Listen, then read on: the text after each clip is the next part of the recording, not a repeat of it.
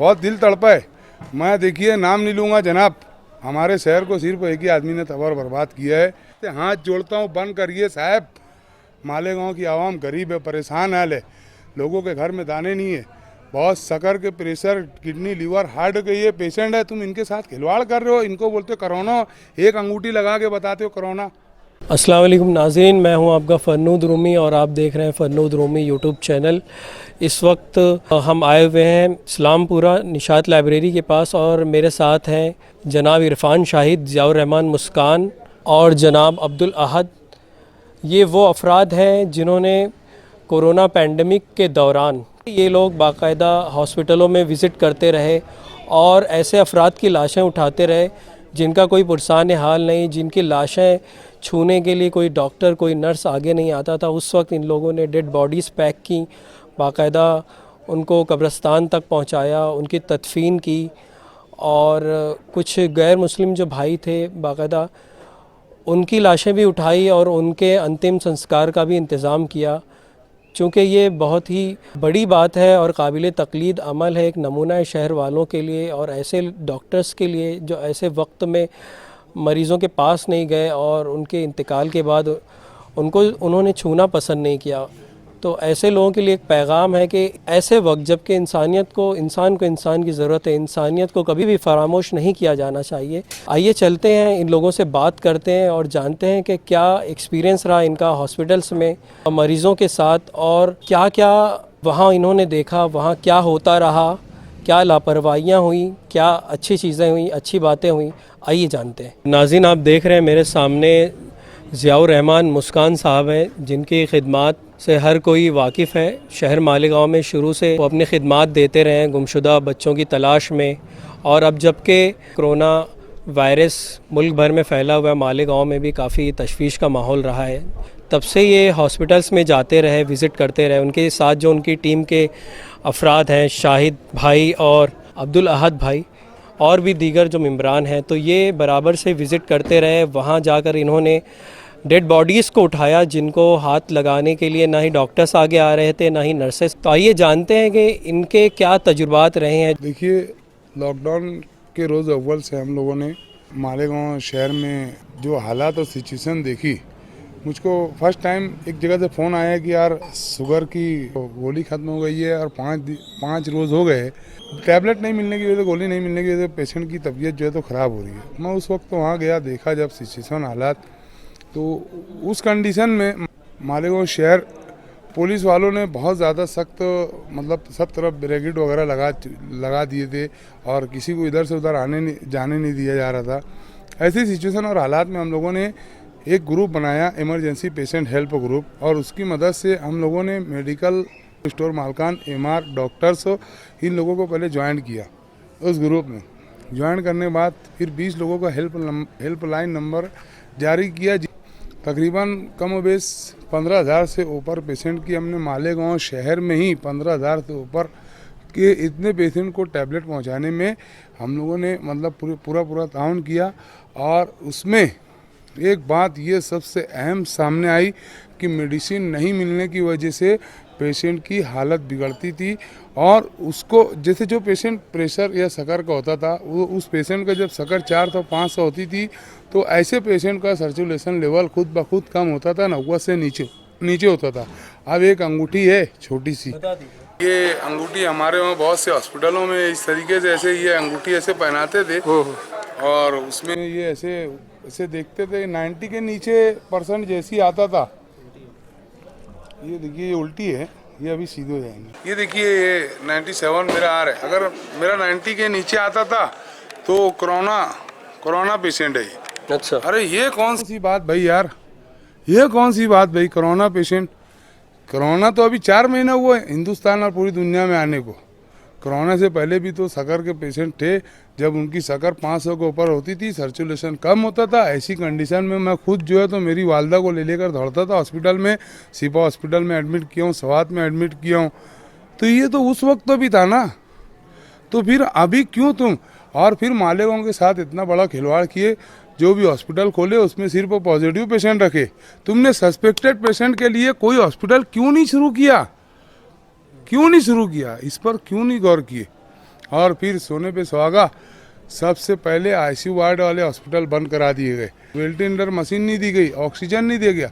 अब पेशेंट को आज ज़रूरत है रिलीफ की, तिब्बी मदद की ज़रूरत है पेशेंट को, अब तुमने वही बंद कर दिए।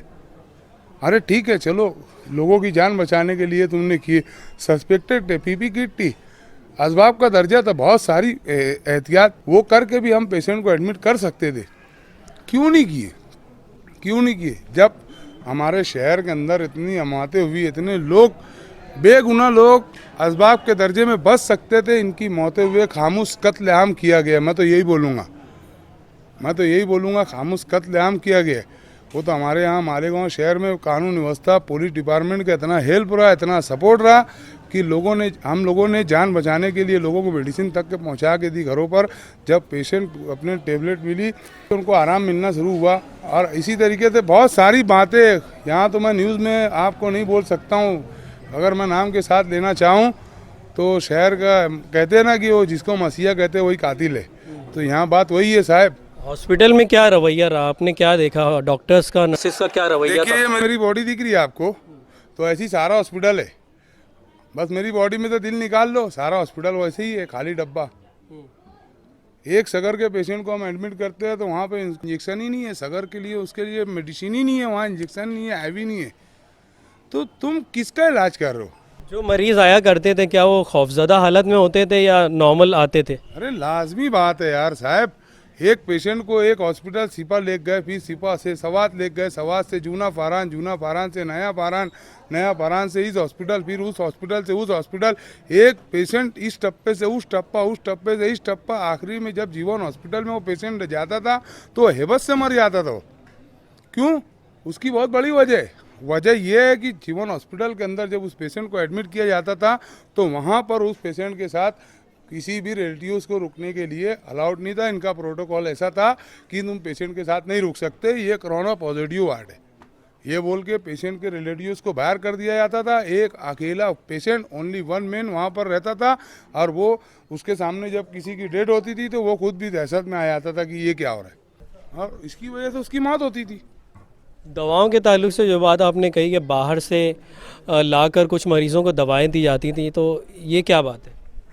हमारे शहर में नदी के उस पार कुछ एजेंसियां चालू थी, और बहुत सी एजेंसियां जहां पर शक्कर, प्रेशर, किडनी, लीवर, हार्ट, दिमाग के अमराज के जो मरीज थे, इनकी मेडिसिन वहां पर अवेलेबल थी, मगर उन लोगों ने अपनी एजेंसी बंद रखी।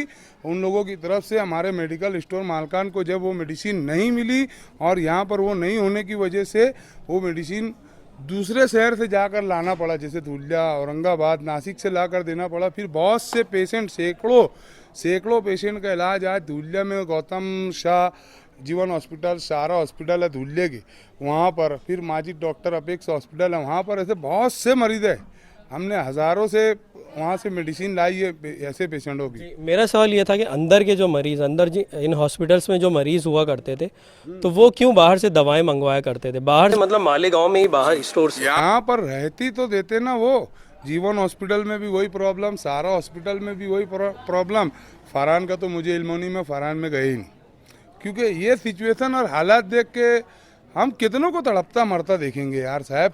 डेड बॉडीज जो आपने उठाई हैं, तो क्या एक्सपीरियंस रहा जब आपको बुलाया गया डेड बॉडी उठाने के लिए? क्या कोई हाथ नहीं लगा रहा था या क्या वजह थी? देखिए, हमारे एक हिंदू भाई थे, उस दिन उनकी वहाँ डेट हुई। डेट होने के बाद उनके 2 भाई थे, वहाँ पर कोई था नहीं सारा हॉस्पिटल में डेड बॉडी उठाने के लिए। तो उस वक्त तो उन लोगों ने मुझसे रिक्वेस्ट किया कि यार ऐसा ऐसा प्रॉब्लम है, तो बोला यार कोई बात नहीं, हम लेके चले आएंगे। तो फिर उस वक्त तो हम 2 बंदे, अजीज़ रियाज साहब और मैं, विदाउट पीपी किट हमने डेयरिंग की, बिस्मिल्लाह तवक्कल तो अल्लाह, हमने डेयरिंग की और वो बरोबर उसको पैक किए। उस दिन हमने वहाँ 7 से 8 बॉडी पैक किए, और उसके बाद जो है तो बॉडी को लेकर उनके रिलेटिव्स को दिए, ताबे में दिए। तो शुरू में आपको डर नहीं रहा कि आपको कहीं ये वबाई मर्ज हो गया या आपको क्वारंटीन कर दिया गया तो क्या होगा? वबाई मर्ज होता ना साहब, जिस दिन से लॉकडाउन लगा है उस दिन से मैं हर हॉस्पिटल में गया हूँ, और ऐसे न जाने कितने पेशेंट को एडमिट करने के लिए मैं खुद हाथ से पूरा विदाउट लॉस के मैं उनको उठा के वहाँ एडमिट किया हूँ। और उसके बाद ऐसे पॉजिटिव पेशेंट जहाँ पर जो ICU वार्ड में थे उनके पास जाके विदाउट पीपी किट के, अगर ऐसा होता तो अब तक के तो मैं भी, सब बकवास बात है ये, ऐसा कुछ नहीं है। कोरोना का जो है ना, बस एक जो है तो एक इंसान के जहन के अंदर एक बात डाल दी गई है कि कोरोना है। कोरोना क्या है? कोरोना अगर है तो फिर नौजवान तबकों को क्यों नहीं हुआ? ये बोलते कुव्वत मदाफत, ये बोलते कुव्वत मदाफत। तो मैं बोलता हूँ जब एक पेशेंट, शक्कर के पेशेंट की जितने भी पेशेंट आप उनकी पूरी हिस्ट्री निकाल के देख लो, या तो किसी को अटैक आया है, या तो फिर उनको किडनी लीवर का प्रॉब्लम है, या तो फिर कैंसर का प्रॉब्लम है, या फिर शक्कर और प्रेशर का प्रॉब्लम है, या फिर वो दिमाग के मरीज है। तो आपका ये कहना है कि जो भी मौत हुई है अक्सर का ताल्लुक दूसरी बीमारियों की वजह से हुआ है? बेशक, एकदम ओरिजिनल बात है, एकदम ओरिजिनल बात है। अगर कभी कोरोना होता, जैसा कि हमको बताया गया कि कोरोना जब होगा तो आपकी हलक में दर्द होगा, आपको बुखार आएगा, आपकी सांस नहीं समाएंगी, ये होगा वो होगा, तो ऐसा। और फिर हम जैसे एक दूसरे के जिस्म से टचिंग से कोरोना होगा, सांस से होगा, और जैसे अगर किसी को हम हाथ लगा के वही हाथ अपनी आँख पर लगा लिए, मुंह पर लगा लिए, तो उससे होगा। तो ऐसा था। तो मैं तो बहुत से कोरोना पॉजिटिव पेशेंट को उठाया विदाउट ग्लव्स के। उसके बाद मैं तो हाथ धो के, सादा सिंपल हाथ धो के खाना खाया हूँ, विदाउट सैनिटाइजर लगाए। तो कोई ऐसा एक्सपीरियंस जब आपको मतलब बहुत रोना आया देखकर, कुछ ऐसी हालत आपने देखी कभी? जी, मैं तो तीन वाक़या देखा हूँ। एक तो फारान हॉस्पिटल के अंदर जब एक अख्तरुन्निसा 60 साल की माँ थी मेरी, मैं तो माँ ही बोलूँगा उसको, जब उसके घर वाले 13 मई को उसको एडमिट किए। एडमिट करने के बाद कोई वहाँ गया नहीं, और जब उसका 19 मई को सुबह 6 बजे फारान हॉस्पिटल में इंतकाल हुआ, तो उस रोज़ भी फारान हॉस्पिटल के जिम्मेदार लोग बहुत कोशिश किए, तकरीबन 4 से 5 घंटे तक घर वालों को फ़ोन लगाए, मगर किसी ने फ़ोन नहीं उठाया। बाहालत मजबूरी फिर हमको वो पोस्ट फ़ोटो, नाश का फ़ोटो लेकर बाहालत मजबूरी उसकी तलाश के लिए, घर वालों की तलाश के लिए फ़ोटो चलाना पड़ा। और उसके बाद जब घर वाले मिले तो उनको किसी चीज़ में कोई परवाह ही नहीं। सारी ज़िंदगी वो बीवी अपने सवर के लिए कुर्बानी दी, मगर वो उसको शर्म और एहसास नहीं हुआ कि यार जो औरत उसके लिए इतनी कुर्बानी दी, वो औरत के लिए वो उसको देखने तक के नहीं गया हॉस्पिटल में। उस वक्त तो मेरा दिल दहल गया, मेरी आंखों से आंसू रास्ता पर चालू थे कि काश के कभी मतलब अगर ये मेरी सगी माँ होती तो ऐसा होने ही नहीं देता था मैं। ये ऐसी बहुत सी बातें हैं, बहुत दिल तड़पा है। मैं देखिए नाम नहीं लूँगा जनाब, हमारे शहर को सिर्फ एक ही आदमी ने तबाह बर्बाद किया है, मेरे को नाम नहीं लेना है, जाने दीजिए। ऑक्सीजन सिलेंडर होम डिलीवरी घर पर चालू थे, साहब को मालूम नहीं क्या तकलीफ हुई, ऑक्सीजन सिलेंडर भी बंद करवा दिए हैं। क्या है ये सब? बंद करिए सब, बंद करिए, अल्लाह के वास्ते हाथ जोड़ता हूँ, बंद करिए साहब। मालेगांव की आवाम गरीब है, परेशान हाल है, लोगों के घर में दाने नहीं है, बहुत शक्कर के, प्रेशर, किडनी, लीवर, हार्ट के ये पेशेंट है, तुम इनके साथ खिलवाड़ कर रहे हो। इनको बोलते कोरोना, एक अंगूठी लगा के बताते हो कोरोना। अगर कोरोना होता तो अभी तो शहर की आधी ज़्यादा पब्लिक जो है तो रोड पर मरी पड़ी रहती थी, कोई उठाने वाला नहीं रहता था। अगर टचिंग से होता है तो आप बोलते हो आप डॉक्टरी फील्ड में बहुत माहिर हो, इससे होता है, कुव्वत मदाफत से होता है, ये होता है। तो अगर ऐसा था तो आज मालेगांव शहर की हर गली, हर सड़कों पर लाशों का अंबार होता, जिसी भी मशीन से लाशें उठाई जाती थी। अगर ऐसा होता तो, कोरोना होता तो। फीलिंग है, मैं नहीं बोल रहा हूँ, अल्लाह मुझसे बुलवा रहे, मैं नहीं कर रहा हूँ, अल्लाह मुझसे करवा रही।